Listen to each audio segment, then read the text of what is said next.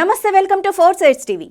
మాదక ద్రవ్యాల స్మగ్లింగ్లో ఆంధ్రప్రదేశ్ నెంబర్ 1 అని, అత్యధిక స్థాయిలో మాదక ద్రవ్యాలు పట్టుబడినట్లు ఇదివరకే డైరెక్టరేట్ ఆఫ్ రెవెన్యూ ఇంటెలిజెన్స్ ఓ నివేదికను విడుదల చేసింది. 2021-22లో మొత్తం 28,000 కిలోల కేజీల మాదక ద్రవ్యాలు, సైకోట్రోపిక్ పదార్థాలను స్వాధీనం చేసుకున్నారు. అందులో 18,000 కేజీలకు పైగా ఏపీలోనే దొరికినట్లు డిఆర్ఐ తెలిపింది. తాజాగా విశాఖపట్నం పోర్టుకు బ్రెజిల్ నుంచి చేరిన 25,000 కేజీల డ్రగ్ కంటైనర్ రాష్ట్రంలో ప్రకంపనలు సృష్టిస్తోంది. దానిపై అధికారులు దర్యాప్తు చేస్తున్నారు. ఈ అంశంపై మరిన్ని వివరాలను మా విశాఖ ప్రతినిధి చంద్రశేఖర్ అందిస్తారు. Vizag port trust Sanjay Aqua Export private లిమిటెడ్కి సంబంధించినటువంటి తాజా విషయాలు అయితే ఇప్పటికే ప్రస్తుతం వెలుగు చూసినటువంటి పరిస్థితి. ఎందుకంటే దాదాపు 25,000 కిలోలకు సంబంధించినటువంటి మాదక ద్రవ్యాలంతా కూడా విశాఖ పోర్ట్లో లభ్యమవటం ఇప్పుడు ఈ దేశవ్యాప్తంగా కూడా సంచలనం కలిగించినటువంటి ఘటన. ఎందుకంటే ఏదైతే బ్రెజిల్ నుంచి విశాఖకు వచ్చినటువంటి కంటైనర్లో డ్రై వేస్ట్ ఉందో, ఆ డ్రై వేస్ట్కి సంబంధించినటువంటి ఇటు రొయ్యలకు సంబంధించి కానీ, అలాగే చేపల చెరువులకు సంబంధించినటువంటి ఆహార పదార్థాలు ఉన్నాయంటూ కూడా Sanjay Aqua Export Private Limited చెప్తున్నప్పటికీ కూడా దాంట్లో పూర్తిగా మాదక ద్రవ్యాలు లభ్యమవటం కూడా ఇప్పుడు యావత్తు ప్రపంచాన్నే కుదిపేస్తున్నటువంటి ఘటనగా చెప్పుకోవచ్చు. విశాఖలో ఇంత పెద్ద భారీ మొత్తంలో మాదక ద్రవ్యాలు లభ్యమవడం అనేది సర్వసాధారణ విషయం. ఎందుకంటే ఒకవైపు చూసుకుంటే కట్టుదిట్టమైనటువంటి భద్రత, మరోవైపు ఇండియన్ నేవీ, కోస్ట్ గార్డ్ కూడా తీర ప్రాంతాలంతటినీ కూడా పూర్తి స్థాయిలో గస్తీ నిర్వహిస్తున్న పరిస్థితి. ఈ గస్తీ నిర్వహిస్తున్న నేపథ్యంలో ఇంత పెద్ద మొత్తంలో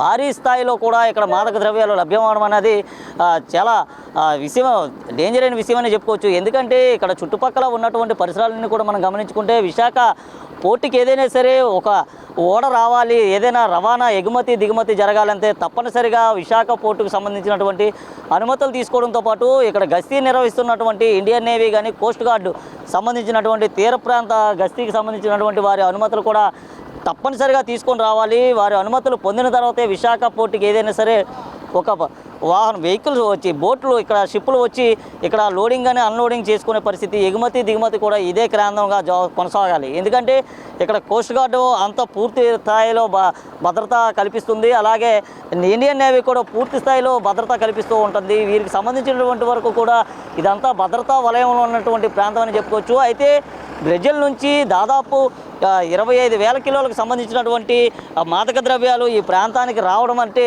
చాలా గొప్ప విషయం అని చెప్పుకోవాలి. ముఖ్యంగా ఇటీవల కాలంలో విశాఖ పోర్ట్ ట్రస్ట్కి సంబంధించి ఏదైతే టెర్మినల్ యార్డ్ ఉందో, టెర్మినల్ యార్డ్లో కొత్తగా కూడా స్కానింగ్ మిషనరీ కూడా ఏర్పాటు చేయడం జరిగింది. స్కానింగ్ అయిన వెంటనే దాంట్లో ఏముందన్నది కూడా పూర్తి స్థాయిలో తెలిసిపోతూ ఉంది. దానికి సంబంధించినటువంటి మెటీరియల్ ఏమి వస్తుంది, అసలు విశాఖకి టెర్మినల్ ప్రాంతానికి కంటైనర్లో ఏం మెటీరియల్ వచ్చింది, ఆ మెటీరియల్ ఎక్కడికి వెళ్తుంది అనేది కూడా అన్ని స్థాయిలో కూడా ఇక్కడ తెలుసుకునే పరిస్థితి అయితే కనిపిస్తూ ఉంది. అయితే ఇప్పటికే ఏదైతే బ్రెజిల్ నుంచి షిప్ బయలుదేరిందో, బ్రెజిల్ నుంచి వచ్చినటువంటి డ్రై ఈస్ట్ దాదాపు Sanjay Aqua Export Private limited సంబంధించినటువంటి డ్రై ఈస్ట్గా తెలుస్తుంది. దీనికి సంబంధించి పూర్తి స్థాయిలో కూడా దర్యాప్తు అయితే సిబిఐ కొనసాగిస్తూ ఉంది. సిబిఐ ఇప్పటికే దూకుడుగా ముందుకు వెళ్తున్న నేపథ్యంలో మరికొంతమంది వ్యక్తుల పేర్లు కూడా బయటపడే అవకాశం అయితే కనిపిస్తూ ఉంది. 3 రోజులుగా కూడా పూర్తి స్థాయిలో కూడా దర్యాప్తు కొనసాగుతూ ఉంది. దీనికి సంబంధించి కాకినాడ, అమలాపురం వంటి ప్రాంతాల్లో కూడా ఉన్నటువంటి రొయ్యలు, చేపల చెరువుల్లో కూడా పూర్తి అక్కడ ఉన్నటువంటి ఆక్వా డిపార్ట్మెంట్కి సంబంధించి అన్ని ప్రాంతాల్లో కూడా సిబిఐ వెళ్ళి పూర్తిగా అయితే దర్యాప్తు కొనసాగిస్తూ ఉంది. ఎవరు పనిచేస్తున్నారు, ఎంతమంది పనిచేస్తున్నారు అనే వివరాలన్నీ కూడా సేకరించడం జరిగింది. ఈ వివరాలన్నీ సేకరించి పూర్తిస్థాయిలో దర్యాప్తు అయితే ముమ్మరం చేసింది. అయితే ఇంటర్పోల్స్ ఇచ్చినటువంటి సమాచారం మేరకు మాత్రమే సిబిఐ దాదాపుగా డైరెక్ట్గా విశాఖపట్నం వచ్చి 7 బృందంతో కలిసినటువంటి సిబిఐ అధికారులు విశాఖ పోర్టులోకి ప్రవేశించిన అనంతరం ఏదైతే కంటైనర్ ఉందో ఆ కంటైనర్ని అయితే ఓపెన్ చేయడం జరిగింది. దానికి సంబంధించినటువంటి సంజయ్ ఆక్వా ఎక్స్పోర్ట్ ప్రైవేట్ లిమిటెడ్కి సంబంధించిన వారికి సంబంధించినటువంటి డైరెక్టర్లు కానీ మరికొంతమందిని కూడా అక్కడ ఆ ప్రాంతానికి పిలవటం జరిగింది. పిలిచిన వెంటనే వారి సమక్షంలోనే కంటైనర్ సంబంధించిన డోర్స్ అన్నీ కూడా ఓపెన్ చేసి దాంట్లో ఉన్నటువంటి దాదాపు 25 కిలోలు బరువు కలిగినటువంటి 1000 బ్యాగులను గుర్తించడం జరిగింది. 1000 బ్యాగులు అన్నింటినీ కూడా ఒక్కొక్కటిగా ఓపెన్ చేసి దాంట్లో ఉన్నటువంటి శాంపిల్స్ అంతటినీ కూడా ల్యాబ్కు పంపిస్తే దాంట్లో ఉన్న అయితే ప్రమాదకరమైనటువంటి మాదక ద్రవ్యాలు ఉన్నట్లుగా కూడా తెలిసింది. దీని నేపథ్యంలో 3 సార్లు పూర్తిగా సిబిఐ దానికి సంబంధించినటువంటి ఏదైతే డ్రై ఈస్ట్ ఉందో ఆ డ్రై ఈస్ట్ అంతటిని కూడా ల్యాబ్కు పంపిస్తే 3 సార్లు కూడా పూర్తిగా పాజిటివ్ రిజల్టే వచ్చింది. దాంట్లో ఉన్నటువంటి మాదక ద్రవ్యాలన్నీ కూడా చాలా ప్రమాదకరమైనవి తెలుస్తుంది. కొకైన్కి సంబంధించినటువంటి కొన్ని ఉండే, అలాగే బ్రౌన్ షుగర్కి సంబంధించినటువంటి కొన్ని మాదక ద్రవ్యాలు కూడా అందులో మిళితమై ఉన్నట్లుగా కూడా వారు గుర్తించారు. దీనికి సంబంధించి దాన్ని కొద్దిగా గోరువెచ్చని నీటిలో వేస్తే పూర్తిగా దాంట్లో ఎటువంటి మెటీరియల్ ఉన్నది కూడా ఇట్టే అర్థమైపోతుంది. అయితే అలా కాకుండా దాన్ని ల్యాబ్కు పంపించి పూర్తి స్థాయిలో దాన్ని పరిశీలించగా అందులో ఉన్నటువంటి మాదక ద్రవ్యాలు అని తెలిసిపోయింది. అయితే దీనికి సంబంధించి ఇక్కడ రొయ్యలకు సంబంధించి కానీ చేపలకు సంబంధించి కానీ బయట దేశాల్లో ఉన్నటువంటి ఏదైతే చెత్త ఉందో ఫ్రూట్స్కి అంటే పండ్లకు సంబంధించినటువంటి పులియబెట్టినటువంటి చెత్తనంతని కూడా దాన్ని ఒక వేస్టేజ్ కింద తయారు చేసి పక్క దేశాలకి అతి తక్కువ ధరలకే అమ్ముతూ ఉంటారు. ఈ నేపథ్యంలో విశాఖకు చెందినటువంటి సంజయ్ ఆక్వా ఎక్స్పోర్ట్ సంబంధించినటువంటి ఈ సంస్థ కూడా బ్రెజిల్ వారితో కూడా సంప్రదించి అక్కడ నుంచి 25,000 కిలోలకు సంబంధించినటువంటి డ్రై వేస్ట్ని అయితే వీళ్ళు ఆర్డర్ పెట్టుకున్నట్టుగా కూడా ఇప్పటికే డాక్యుమెంట్స్ అయితే వీళ్ళు చూపిస్తున్నారు. అయితే మెయిల్స్ ద్వారా కానీ ఫోన్ కాల్స్ ద్వారా కానీ ఉన్నటువంటి డాక్యుమెంట్స్ అన్నీ కూడా డ్రై వేస్ట్కి సంబంధించిగా మాట్లాడుతున్నారు. లేదంటే ఇక్కడికి వచ్చినటువంటి మాదక ద్రవ్యాలకు మరి ఏదైనా కోడ్ లాంగ్వేజ్ కూడా వాడి ఉండే అవకాశాలు కూడా కనిపిస్తున్నాయి. ఇప్పటికే దానికి సంబంధించినటువంటి 2 వ్యక్తుల్ని సిబిఐ పూర్తిగా దర్యాప్తు అయితే చేస్తూ ఉంది. వారికి సంబంధించి 3 రోజులకు కూడా సిబిఐ వారి సమక్షంలోనే వీరికి పూర్తిగా ఎంక్వైరీ అయితే చేస్తూ ఉంది. అలాగే విశాఖ కంటైనర్కు వచ్చినటువంటి ఈ యార్డుకు వచ్చినటువంటి కంటైనర్లో ఉన్నటువంటి 1000 బ్యాగులను ఒక్కొక్కటిని కూడా బయటకు తీసుకొని వచ్చి సిబిఐ జడ్జి సమక్షంలోనే వాటిని పూర్తిగా ఓపెన్ చేసి ప్రతిరోజు కూడా దాంట్లో ఉన్నటువంటి మెటీరియల్ అంతా కూడా తీసుకొని వెళ్ళి ల్యాబ్లో టెస్టులు అయితే చేయిస్తున్నారు. వచ్చినటువంటి 1000 బ్యాగుల్లో కూడా పూర్తిగా 25,000 కిలోలకు సంబంధించి ఏదైతే మాదక ద్రవ్యాలు ఉన్నాయో ఈ మాదక ద్రవ్యాలు లభ్యమైనట్టుగా తెలుస్తుంది. అయితే దాదాపు 5,000 నుంచి 6,000 కిలోల వరకు కూడా మాదక ద్రవ్యాలు ఉండే అవకాశాలు అయితే కనిపిస్తూ ఉన్నాయి. అయితే సిబిఐ ఇప్పటికే దూకుడుగా ముందుకు వెళ్ళినప్పటికీ మరికొంతమంది వ్యక్తుల పేర్లు కూడా బయటకు వచ్చే అవకాశాలు కనిపిస్తున్నాయి. విశాఖ జిల్లాతో పాటు ఇతర ప్రాంతాలకు సంబంధించిన వ్యక్తులు కూడా ఇందులో ఇన్వాల్వ్ అయ్యే అవకాశం అయితే కనిపిస్తూ ఉంది. అతిపెద్ద డ్రగ్స్ ఏదైతే మాదక ద్రవ్యాల రాకెట్ని అయితే సిబిఐ ఛేదించినట్లుగా తెలుస్తుంది. అయితే ఇంటర్పోల్స్ ఇచ్చినటువంటి సమాచారం పక్కా సమాచారం అనేది ఇప్పటికే పూర్తిగా అయితే ప్రూవ్ అయింది. అలాగే ముంబైకి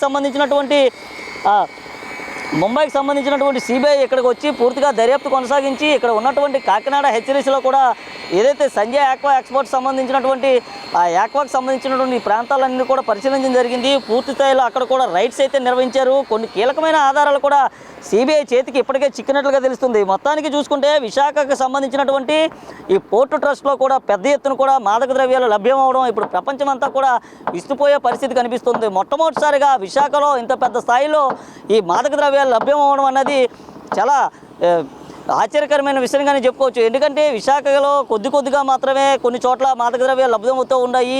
దీనికి సంబంధించి కళాశాల యువకులు కూడా మాదక ద్రవ్యాలు వినియోగించరాదంటూ కూడా ఇటు రాష్ట్ర ప్రభుత్వం, కేంద్ర ప్రభుత్వం, పోలీస్ డిపార్ట్మెంట్ కూడా చెప్తుంది. అయితే ఇంత పెద్ద స్థాయిలో వస్తున్నటువంటి మాదక ద్రవ్యాలు ఎవరైనా వినియోగించడానికి తీసుకొని వచ్చారా, లేదంటే దీనికి సంబంధించి నిజానికి రొయ్యల ఫ్యాక్టరీకే వెళ్తున్నాయి అనేది కూడా తెలియాల్సిన పరిస్థితి ఉంది. ఈ డ్రైవేస్ట్కి సంబంధించి మరికొంత నిజాలు కూడా బయటకు వస్తూ ఉన్నాయి. ఈ డ్రైవేస్ట్లో వచ్చినటువంటి ఏదైతే ఈ మాదక ద్రవ్యాలు ఉన్నాయో మద్యంలో కూడా కలిసే అవకాశాలు ఉన్నాయంటూ కూడా నిపుణులు అయితే పూర్తి స్థాయిలో దర్యాప్తు అయితే చేస్తూ ఉన్నారు. దీనికి సంబంధించి నిపుణులు కూడా దీనిపైన ఓ కొలిక్కు వచ్చే అవకాశం ఉంది. ఈరోజు కానీ రేపు కానీ సంజయ్ ఆక్వా ఎక్స్పోర్ట్కి సంబంధించినటువంటి వ్యక్తులతో పాటు మరికొంతమంది వ్యక్తులను కూడా సిబిఐ అధికారులు అయితే అరెస్ట్ చేయనున్నట్లుగా తెలుస్తుంది. దీనికి సంబంధించి సిబిఐ జడ్జి కూడా గ్రీన్ జెండా ఊపినట్లుగా కూడా తెలుస్తుంది. పచ్చ జెండా ఊపిన నేపథ్యంలో విశాఖ పోలీసులంతా కూడా ఈ తీర ప్రాంతాలంతా కూడా కట్టుదిట్టం చేసినటువంటి పరిస్థితి. అలాగే విశాఖ పోర్టుకు ఆనుకుని ఉన్నటువంటి ఫిషింగ్ హార్బర్లో కూడా పూర్తి స్థాయిలో కూడా సోదాలు అయితే కొనసాగుతూ ఉన్నాయి. పోర్టుకు సంబంధించి కూడా ఎవరైనా సరే మాదక ద్రవ్యాలు వినియోగిస్తున్నారా లేదా అనే అంశం కూడా తేలాల్సిన పరిస్థితిగా ఉంది. ఎందుకంటే ఇక్కడికి వచ్చినటువంటి అతిపెద్ద స్థాయిలో వచ్చినటువంటి 25,000 కిలోలు వచ్చినటువంటి మాదక ద్రవ్యాలంటే మామూలు విషయం అని చెప్పుకోకూడదు. ఎందుకంటే దాని ద్వారా కొన్ని లక్షల మంది, వేల మంది కూడా కుటుంబాలు, కొన్ని లక్షల మంది, కోట్లాది మంది కుటుంబాలు అతలాకుతలం అయిపోయే పరిస్థితి కనిపిస్తుంది. ముఖ్యంగా ఈ పూర్తిగా రొయ్యలకు సంబంధించి కానీ లేదా చేపలకు సంబంధించి కానీ వినియోగిస్తే పర్వాలేదు, సాధారణ పౌరులు కానీ వినియోగిస్తే వారి జీవితాలు కూడా పూర్తిగా చిన్నాభిన్నమైపోయే పరిస్థితి కనిపిస్తూ ఉంది. కుటుంబ సభ్యులంతా కూడా ఆందోళన అయితే వ్యక్తం చేస్తున్నారు. దీనికి సంబంధించి ఇప్పటికే ప్రతిపక్ష పార్టీలు అలాగే ఉన్నటువంటి అధికార పార్టీలన్నీ కూడా ఒకరిపైన ఒకరు కూడా విసురులు అయితే విసుకోవడం జరుగుతుంది. ఇటు వైసీపీకి సంబంధించిందంటూ కొంతమంది చెప్తుంటే తెలుగుదేశానికి సంబంధించినంటూ కొంతమంది అయితే ఒకరిపైన ఒకరు ఇప్పటికే విసురులు విసుకోవడం అయితే జరుగుతుంది. అయితే సిబిఐ పూర్తిగా దర్యాప్తు కొనసాగిస్తుంది కాబట్టి దీనికి సంబంధించినటువంటి వ్యక్తులు ఎవరు ఏంటి అనేది, ఎంతమంది ఉన్నారు, ఎక్కడి నుంచి ఉన్నారు, కేంద్రం నుంచి సంబంధించినటువంటి వ్యక్తులు ఎవరైనా ఉన్నారా, రాష్ట్రానికి సంబంధించినటువంటి వ్యక్తులు ఎవరైనా ఉన్నారా, ఇతర దేశాలకు సంబంధించిన వ్యక్తులు ఎవరైనా ఉన్నారా అనేది కూడా పూర్తిగా సిబిఐ దర్యాప్తు తేలాల్సిన పరిస్థితి. ఇది ఇక్కడ తాజా పరిస్థితి. వీడియో జర్నలిస్టు భరత్ ఉదయ్తో చందు, 4 టీవీ, విశాఖపట్నం.